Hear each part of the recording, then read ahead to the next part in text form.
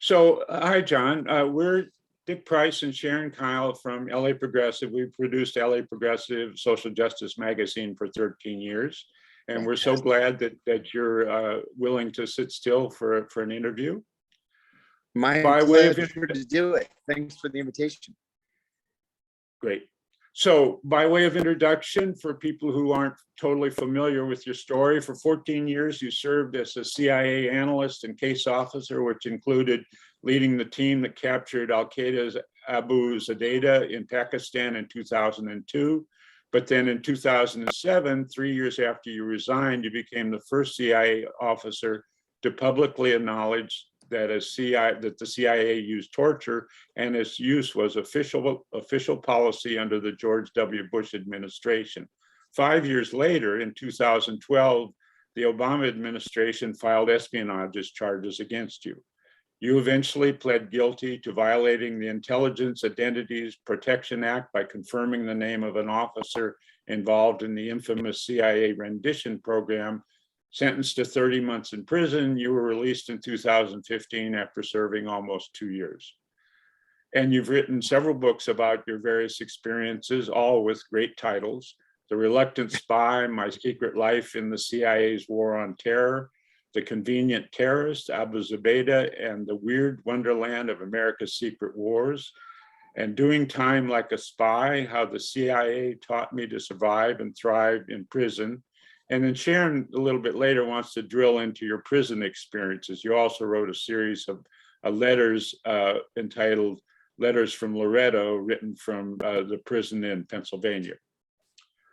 So as a first question, given that we're working on the Assange issues, what parallels can you draw from your treatment by the US government and its current treatment of Julian Assange?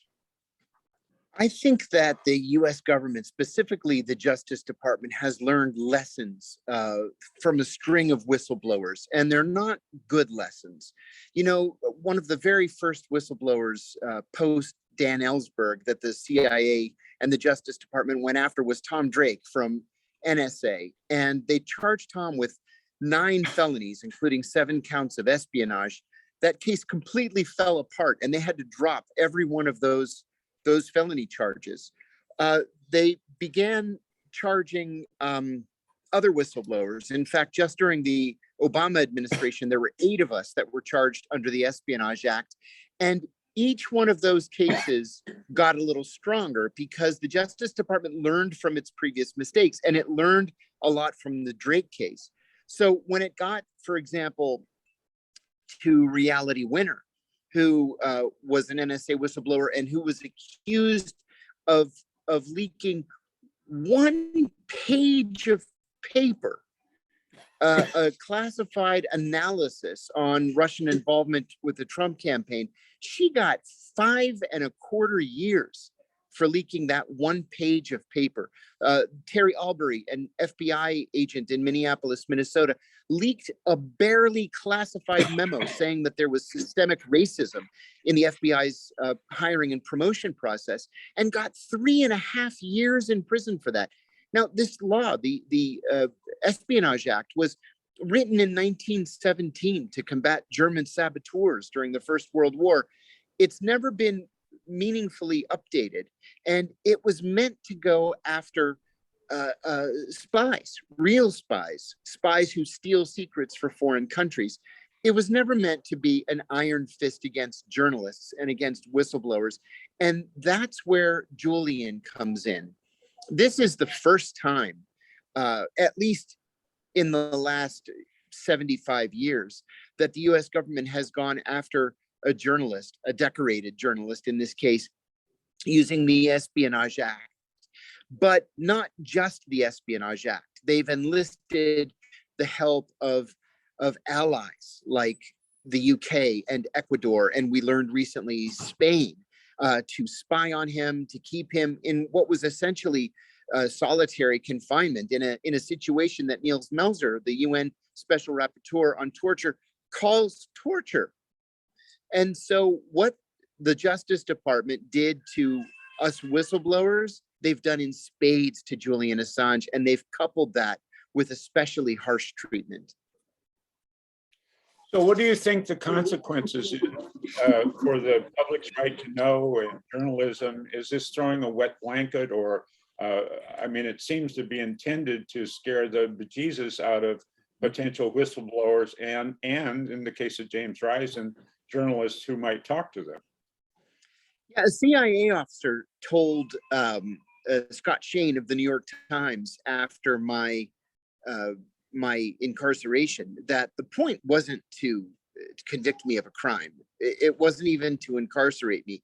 It was to scare the daylights out of anybody else who was considering blowing the whistle on waste, fraud, abuse, or illegality. And Scott Shane said that on the day of my arrest, literally all of the New York Times national security sources went silent and stayed silent for more than 6 months. So that really is the point. The point is to frighten people. Now, in the case of Julian, it's more than that. It's worse than that, because this is a journalist doing his job as a journalist. He's being prosecuted for journalism. So if Julian is found guilty under the Espionage Act, then what's to keep this administration or the next one from finding a Pulitzer Prize winning reporter from the New York Times or the Washington Post guilty of espionage for reporting on national security? This is a very slippery slope. And I don't think I'm overstating it by saying that the Constitution is in danger here, at least the First Amendment is. So given that threat to the First Amendment and to journalists in general, why do you think the mainstream journalists and mainstream media are generally so quiet about your case, Jeffrey Sterling's case, Julian Assange? I mean, there are good articles. I read a good article in the New Yorker about you, but I mean, they're few and far between. And and it's a direct threat to the First Amendment and to journalism. Why are they quiet? I actually asked a Knight Ridder journalist why he was quiet. And he said, because Julian Assange is an activist, not a journalist. And I said, maybe he's an activist, but at the very least, he's a publisher. And WikiLeaks has never had to issue a correction or apologize for saying something or publishing something that was incorrect. And certainly the New York Times and the Washington Post and others have landed huge scoops based on the information that Julian Assange has published. I think that there's a root cause to all this, though, and that is the demise of investigative journalism in the United States. These big outlets, by and large, don't have budgets anymore for real investigative journalism. And so instead of developing sources inside the CIA or NSA or the FBI, they just go to the Office of Public Affairs. And I know some journalists who have told me to my face that they don't have the time or the money to develop these journalists. They go to the Office of Public Affairs, and the Office of Public Affairs has threatened them that if they publish anything that the CIA doesn't like, that they will be cut off forever, and they won't have access to any information anymore. And they just don't want to risk that at this stage of their careers. They're willing just to do as they're told. There's another thing too. Ken Delanian, who used to be a pretty prominent front page reporter for the Los Angeles Times. He's since moved on to NBC and MSNBC. He was caught a few years ago sending his articles to the CIA for clearance before sending them to his own editor. We know that thanks to Jason Leopold of BuzzFeed, who filed a Freedom of Information Act request and caught Ken Delanian red-handed. That's not journalism. That's fascism, to tell you the truth. It's authoritarianism. It's bad for our democracy. So it's reported that you still support the CIA mission generally, but you had a crisis of conscience. Oh, that's not true. Okay. So no, that's not true. I've written extensively on the fact that I don't think that there ought to be a CIA. I've said as recently as a week ago that the State Department's Bureau of Intelligence and Research does analysis that is at least as good as the CIA's. NSA has far superiority over the CIA in technical collection. The Pentagon's Defense Human Services Bureau runs human source intelligence. And so the CIA is redundant. There's no reason to have a CIA. And then with a track record dating back to 1947 of overthrowing governments and murdering world leaders and interfering in elections and abusing human rights, I just don't see what good the organization is. There's no reason for it to be around. So when you retired, or when you left, and was it 2004? Yes. Was it for these reasons? In part, when I got back from Pakistan in 2002, within days of my arrival back at headquarters, I was asked if I wanted to be trained in the use of what they called enhanced interrogation techniques. I had never heard that term before, and I asked what it meant. And the CIA officer who had pitched me explained what it was. And I said, man, that sounds like a torture program. That can't possibly be legal. And very excitedly, he said, we're going to get rough with these guys. And he claimed that it was legal. It had been approved by the Justice Department and by the National Security Advisor and signed by the president, all of which was true. Well, I had a moral and ethical problem with it, besides being pretty doggone certain that this was illegal. I don't care what the Justice Department said. This is illegal. And I can get into details why I believe that. And I turned it down.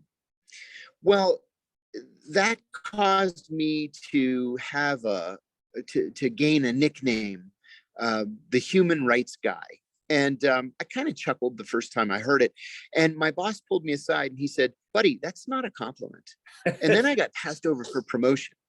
And I had just captured the number 3 in Al Qaeda with these hands. And I was passed over for promotion. And I went and complained and was told, look, and these were the exact words that the head of the CIA's counterterrorism center used, that I displayed a shocking lack of commitment to counterterrorism because I wouldn't torture Abu Zubaydah.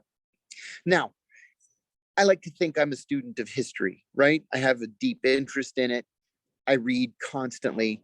And I knew that in 1946, we executed Japanese soldiers who had waterboarded American prisoners of war. We executed them.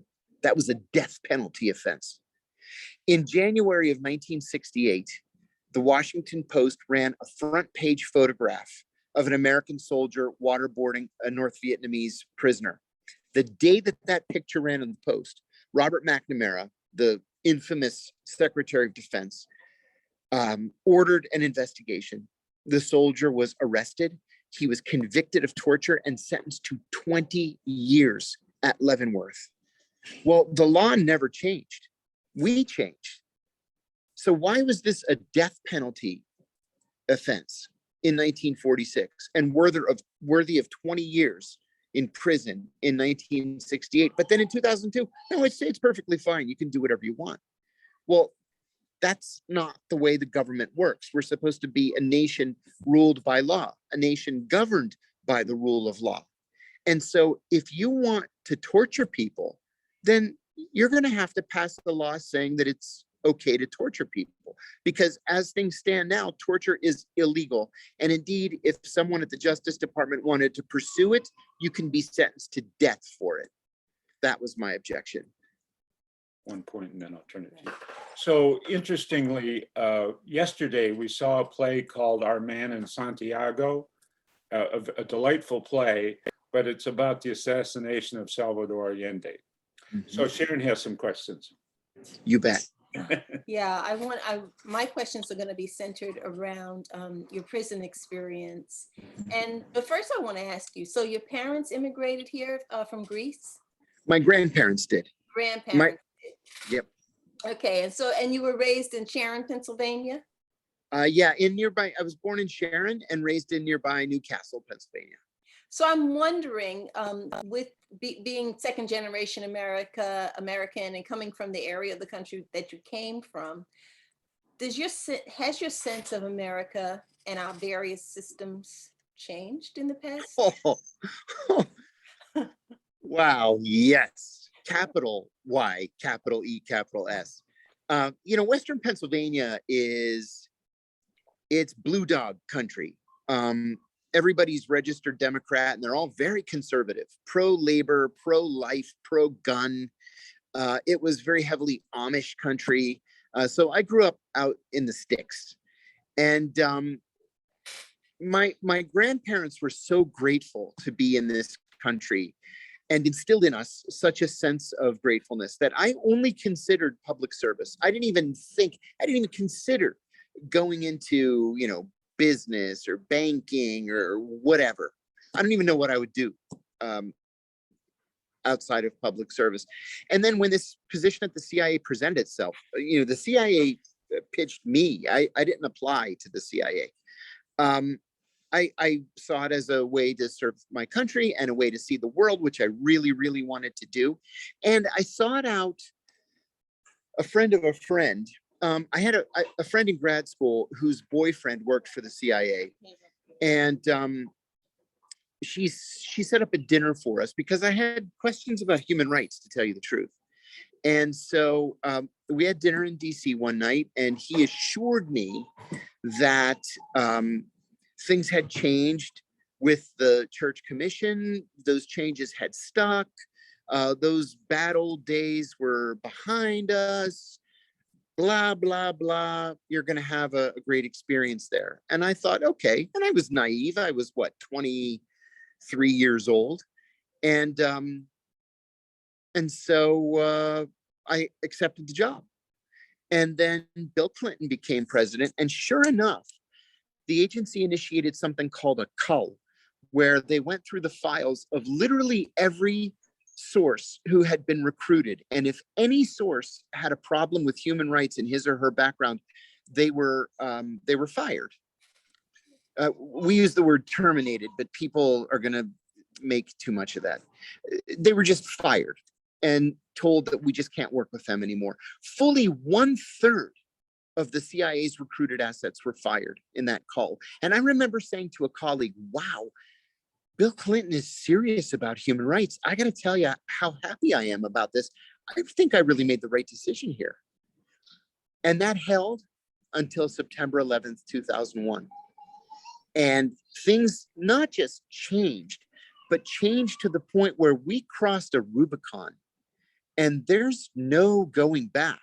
Not until some point when members of the congressional oversight committees decide that their job really does include oversight. Frank Church is dead. Otis Pike is dead. Ted Kennedy is dead. And no one really took their places ideologically. And so instead of overseers on Capitol Hill, we have committees that are made up of little more than cheerleaders. I confronted Ron Wyden, the Democratic senator from Oregon, when I got home from prison. And I said, Senator, I frankly expected a little bit more support from you.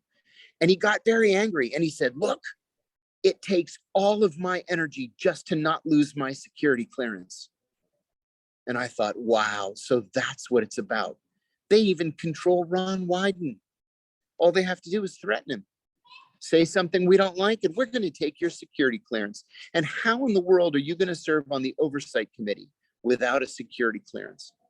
So my position right now is that there's no hope of reform at the CIA. It can't be reformed because it has so protected itself bureaucratically that no one from the outside can change it.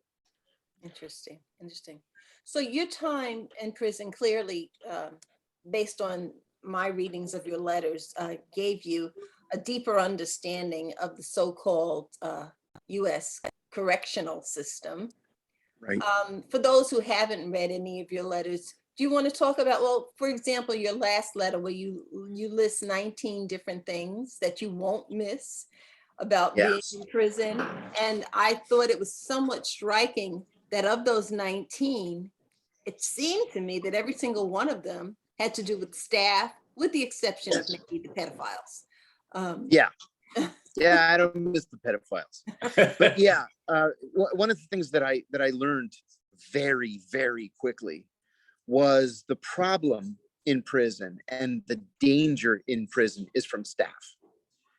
Look, the truth is, and this is an ugly truth, But the Bureau of Prisons is really nothing more than an employment agency for otherwise unemployable, undereducated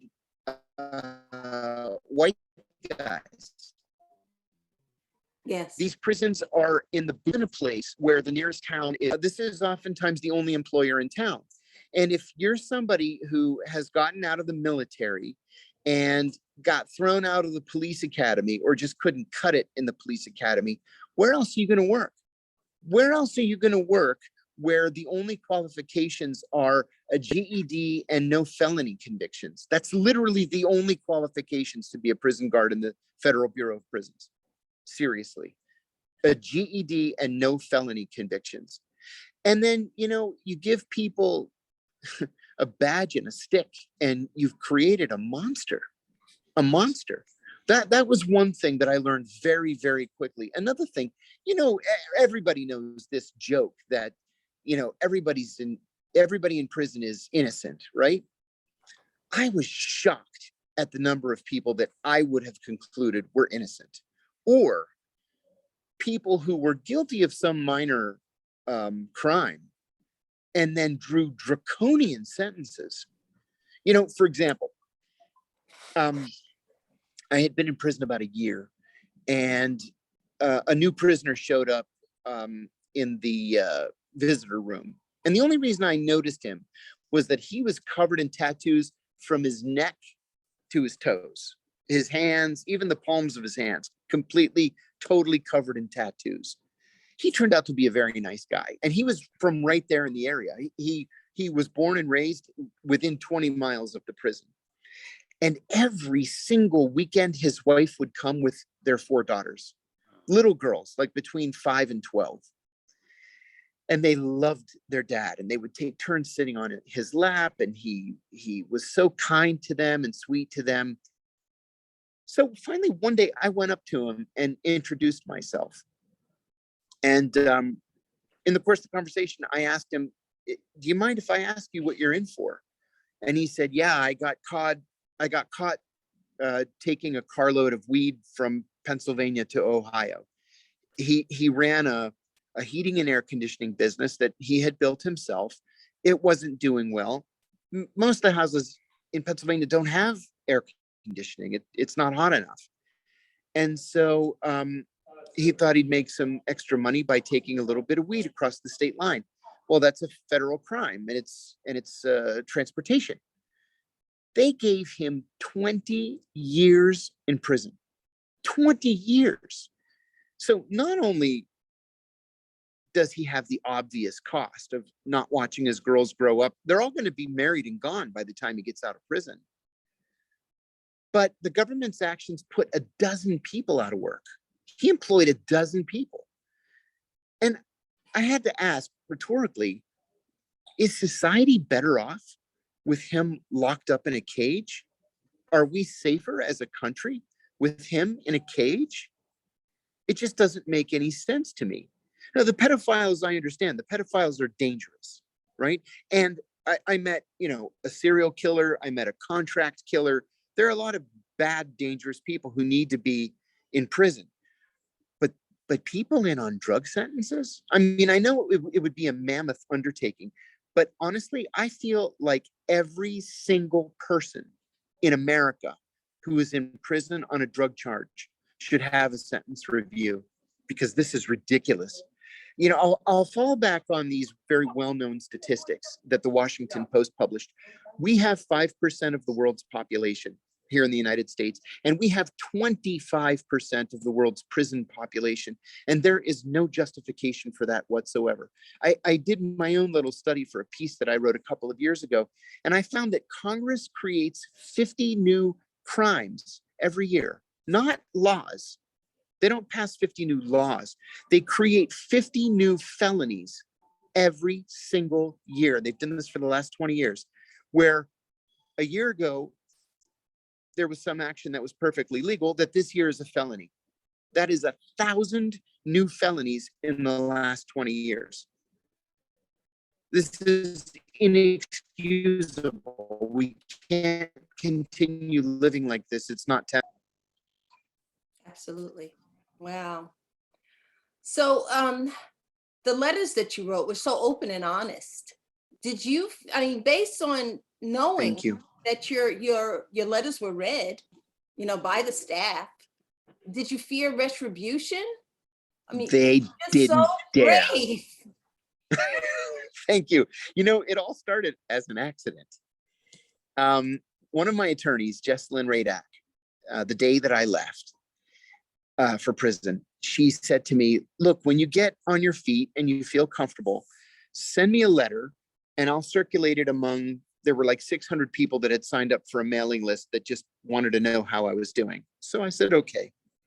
So about 6 weeks later, I felt, all right, I feel like I know what I'm doing here. I'm going to write a letter and just tell everybody I'm doing fine and tell them what some of the experiences are like. So I wrote that first, what I called Letter from Loretto. And I did to honor Martin Luther King and his letter from Birmingham jail. So, so I wrote this thing and I told two stories. I gave two examples of staff malfeasance, not thinking that people don't do that, right? You don't call out staff.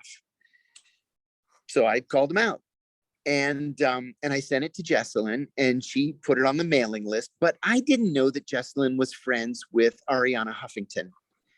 And so she sent it to Ariana, who put it like this banner headline on the Huffington Post, and it went completely crazy. I got 2 million hits that first week. I ended up giving interviews to Jake Tapper came to the prison to interview me.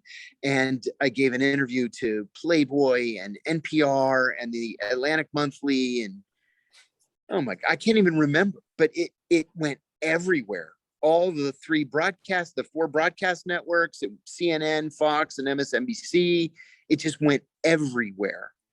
And I could tell one day, like, people are looking at me and, you know, giving me the thumbs up. And I'm like, yeah, okay. But thought that was weird. And then finally, one of the guards, a female guard, pulled me aside and she said, have I ever been rude to you? And I said, no, I don't think we've ever had any interaction. So you're not talking about me in that thing. I said, what thing? And she said, that letter you wrote. I said, the letter from Loretto? She said, yes. I said, how have you seen that? And she says, everybody in America has seen it. I said, what are you talking about? And so she allowed me into the guard booth and showed me on the internet. And I thought, oh my God. But, and of course I get called to the warden's office and he wants to know the names of the guards. And I said, what, you want me to do your job for you now too? I said, I'm not a rat. I said, you know, let me have speak my piece, but I'm not ratting anybody out. I never used any names, never. And so, the more I thought about it, the more that I realized that if I could remain that public, it would protect me from them because they knew that I had access to the media. You know, it's funny. One of the things that I did after I'd been there about 6 months, sorry, just checking the gate. I keep getting these texts saying that we're boarding and we're not boarding. So one of the things that I did after I'd been there about 6 months was to file a Freedom of Information Act request on myself with the Bureau of Prisons, just out of curiosity. And I got back about 200 pages and 90% of it was garbage. It was just my visitors list and my health records and stuff like that. But then there were about 6 pages that were clearly marked at the top and the bottom of each page, FOIA exempt, do not release to inmate. So either they're so stupid in the Freedom of Information Act office that they can't read, or somebody took pity on me and decided that I had a right to see this stuff. So what it was memos from the warden to the staff before I got there, warning them that I had access to the media. And one of them was it was one sheet, and in these huge block letters, it said, warning, inmate has access to the media. And so, yeah. And so I realized that they were far more afraid of me than I was of them. They did try to shut me down a couple of times. They tried to rip my desk off the wall, but I had heard a rumor that they were going to do it. So I paid a guy a bag of tuna fish to strip the screws. And sure enough, 2 hours later, they came and tried to yank it off, and they just couldn't get their drill to get the screws out. And there were a couple that I had to smuggle out, which was a little bit difficult. That drove them crazy. But, most of those letters, all I did was I just put them in an envelope and sent them. That was it. I would send one to my lawyer in legal mail, which they're not allowed to search. They're not allowed to search anything you send to a journalist. So I would send one to Jane Hampshire at Shadowproof. It used to be called firedoglake.com. One to my lawyer, one to my wife, one to my publisher, because I wanted to turn it into a book later. And so they just couldn't figure out how I was getting them out. And I allowed them to think that I had this sophisticated smuggling operation going. In fact, I was just put an envelope and put a stamp on it and send it. Wow. So it's sort of ironic. It appears that the systems of corruption within the prison system almost paralleled what was going on at the CIA in terms of not wanting the media, not wanting to put light on what was really going on, abuse of power. Oh, yeah. Mm-hmm. Oh, yeah. The parallels were striking. They really were. I mean, at a JV kind of level. But yeah, we've got the commissary, right? The commissary has an across the board 30% markup. And that 30% is supposed to be used to buy athletic equipment, books for the library, things like that. Well, instead, and I know this because I filed a Freedom of Information Act request, instead they took the 30%. We didn't get any athletic equipment or books for the library, and instead it bought them workout equipment and a large screen TV for the guards lounge. Well, you know what? That's illegal. You can't do that. But that kind of petty corruption is a way of life there. One guard got caught. That they fired him. He deserved it. He got caught. He just backed up his pickup truck to the commissary and loaded $1,000 worth of groceries into the back of his pickup truck and just drove home. Well, you can't do that. That's grand theft. So early in this interview, you talked about how the CIA is it's redundant and it shouldn't exist. How do you feel about the prison abolition movement? I support a lot of what the prison abolition movement stands for. I do not support the complete abolition of prisons. I learned that there are some very, very dangerous people in prison. There are people with severe, untreatable mental illness, psychoses, antisocial personality disorders. There are a lot of sociopaths and psychopaths, people who are genuinely dangerous. But, why does no other country have the same kind of carceral problems that we do? Why does no other country have the kind of recidivism that we do? Look, if you take a guy out of some terrible neighborhood and you charge him with a drug crime and you put him in prison for 10 years or 15 or 20 years, you provide him no programming. You don't teach him to be a plumber or a mechanic or an electrician, and then you let him out. What do you think he's going to do? He's going to go back and do the only thing that he knows how to do, because you didn't teach him anything else. So that's why we have the recidivism rates that we have, because we do these people wrong by not helping them to improve their lives. What better opportunity? You have literally a captive audience. What better opportunity to give someone a marketable skill and help them turn their lives around? And the prison system doesn't do that. Mm-hmm. I really have come to believe that, I mean, I was never a supporter of the so-called war on drugs, but now I feel like I have a rich understanding of just how wrong and dangerous this awful policy has been. Yeah. It's paralyzing, crippling to our society. You know, when 1 out of every 4 Black men is on parole, probation, or in prison, you've got a problem. And the problem's not crime. The problem is a policy problem. But nobody wants to talk about that.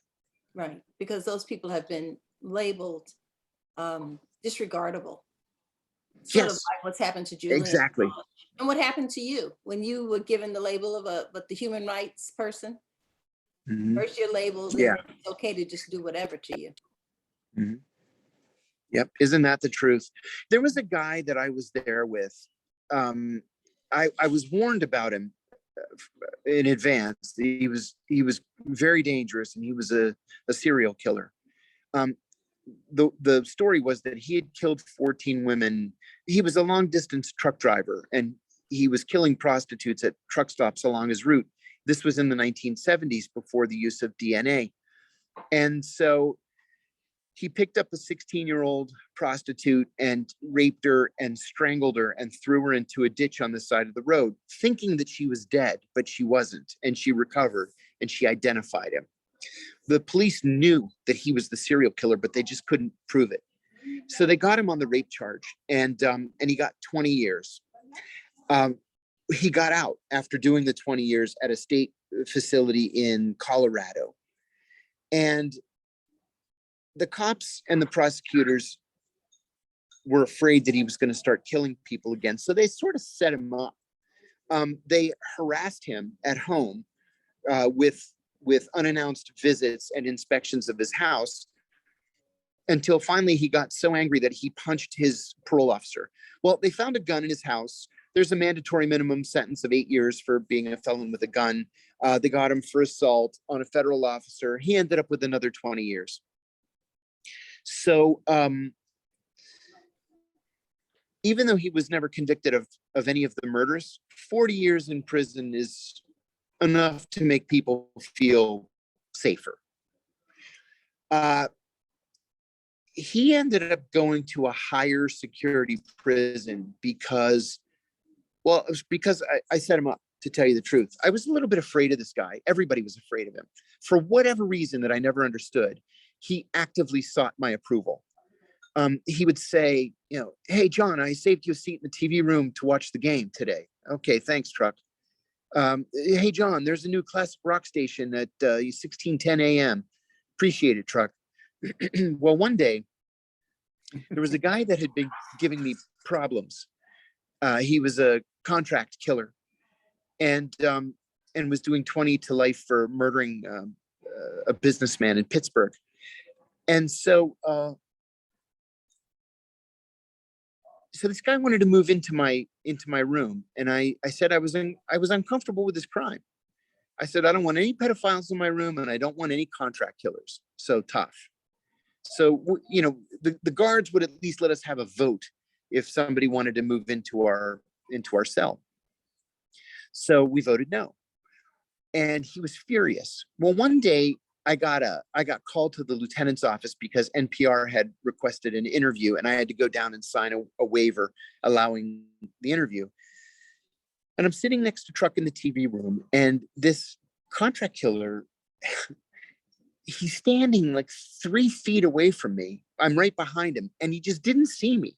He's standing at the email computers, and he says to the guy next to him, hey, did you hear Kiriakou got called down to the lieutenant's office? And the guy said, yeah. And the contract killer says, that guy's a rat. He went down there to rat us out. Well, if you call somebody a rat, blood's going to be spilled. So I'm sitting there like this in the chair, and Truck says to me, did you hear that? That guy just called you a rat. Like, what are you going to do about it? And I said to Truck, an hour ago, I heard him call you a pedophile. Oh. It was totally untrue. without saying a single word, he got up and he beat that guy into a coma. Yeah, into a coma. And so Truck got another 5 years onto his 40 and was shipped to a medium security prison. They upgraded him. And this contract killer, he was in the hospital for several weeks, and then he was in solitary confinement for a few weeks after that. Finally, he came back, and a couple guys told him what I had done. Oh. And so he walked up to me, and he still had like visible injuries. And he says very meekly, "I want to apologize for calling you a rat. I should never have done that. And I'm sorry, it won't happen again." And I said to him very quietly, this is what I learned in prison. I said, "If I ever hear my name cross your lips ever again, you're dead. Do you understand?" And he just said, "Yes," like this. And you know what? I never had to lift a finger, and I let Truck do my dirty work, and everybody saw what happened. And so nobody messed with me. They already saw that the guards didn't mess with me, and now they didn't mess with me either. Wow. So, I hate. so Julian Assange is still, his extradition is still pending, largely because of the state of our Yes. prison system here in the United States. Yes. Yes. And you know, the European Court of Human Rights has twice ruled against the extradition of other prisoners that the US was seeking, one on drug charges and one on an international fraud charge. But our prison system is so well known for its decrepit state and for our weaponized use of solitary confinement that the European Court of Human Rights won't extradite people. That's why I can't imagine, even though we've already gone through Brexit, I can't imagine that a court of appeals would extradite Julian, especially now in light of two things. Number one is the reporting from Mike Isikoff at Newsweek that the CIA had made plans to kill Julian or to snatch him. And two, because the FBI's sole source is a convicted pedophile and fraudster who has admitted to making up half of what he told the FBI. I mean, no judge in his right mind would agree to extradite somebody based on that. I can't even believe, and this is one of the real disappointments for me with the Biden administration. I can't believe Biden just hasn't walked away from this. What, you want another humiliating defeat? Just walk away from this. Yeah, it's all over. Yeah, it's so strange that he's even pursuing it, especially since the Obama administration didn't. Exactly right. Exactly right. So about the Isikoff Yahoo piece, based on your experience, was that surprising to you, or is that run of the mill? It's not surprising you. No, no, that's what they do. There's a very, very clear way to conceptualize and have approved a covert action program. Somebody comes up with an idea. There's a staff that handles this kind of thing. And what they do is they put it all in the right format, put it in the right memo, and then they send it to the Justice Department's Office of Legal Counsel, OLC. That's where John Yoo and Jay Bybee were during the battle days of torture in the Bush administration. Well, OLC will stand on its head to come up with its own memo saying that the proposal is legal under US law. And then after negotiating language back and forth with their CIA counterparts, it goes to the National Security Council, General Counsel. And so the NSC's lawyers then work with the CIA's lawyers to come up with all the right legal language. And then it goes to the National Security Advisor for the final, well, the penultimate signature.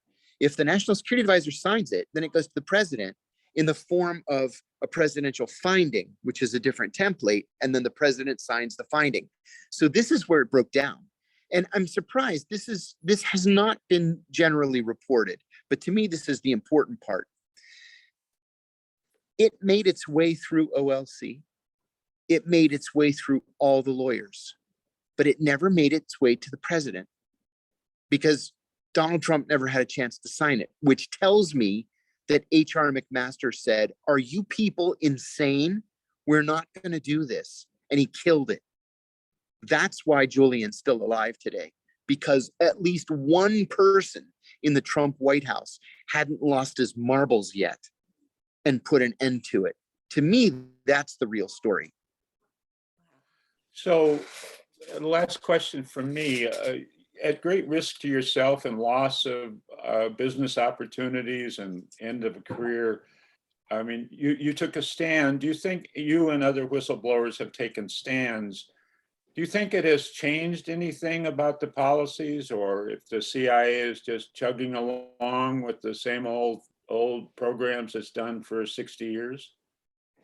That's a good question. And we have to judge, I think, based on incremental changes.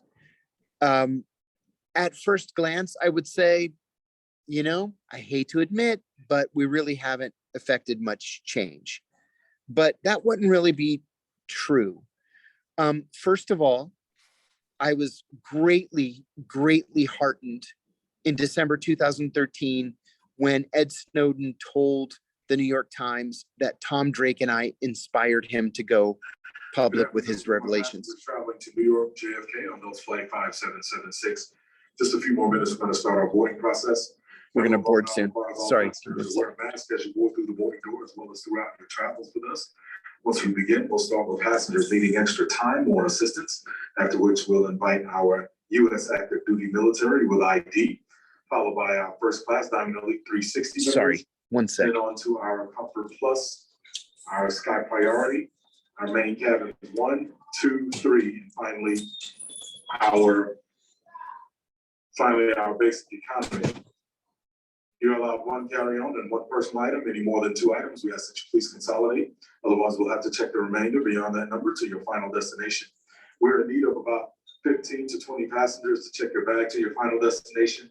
Compliments of Delta, we will not be able to accommodate all of the bags in the overhead bin.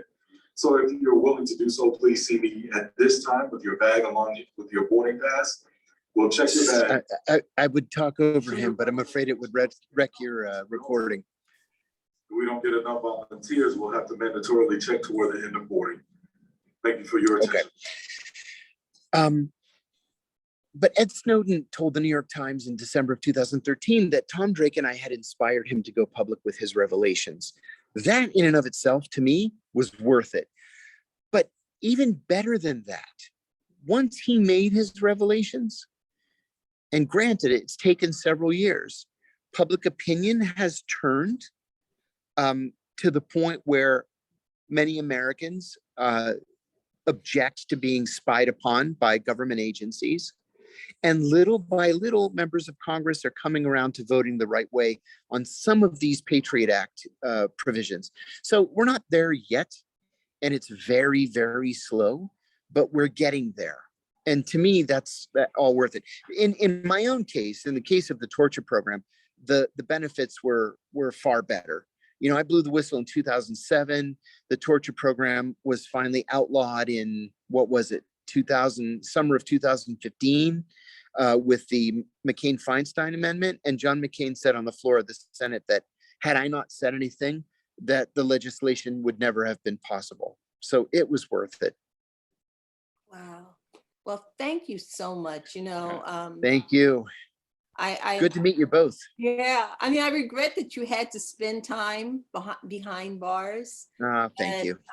It feels great that you've taken a terrible situation and turned it into a mechanism for enlightening so many people. People in the Black community, of course, you can see that the people in the Black community are disproportionately impacted by mass Absolutely incarceration. right.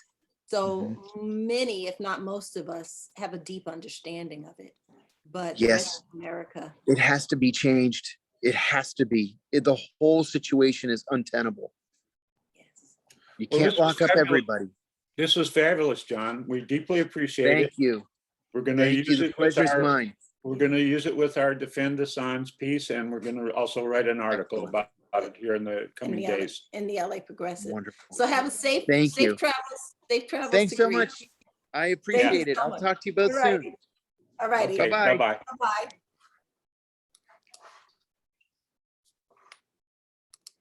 Bye-bye.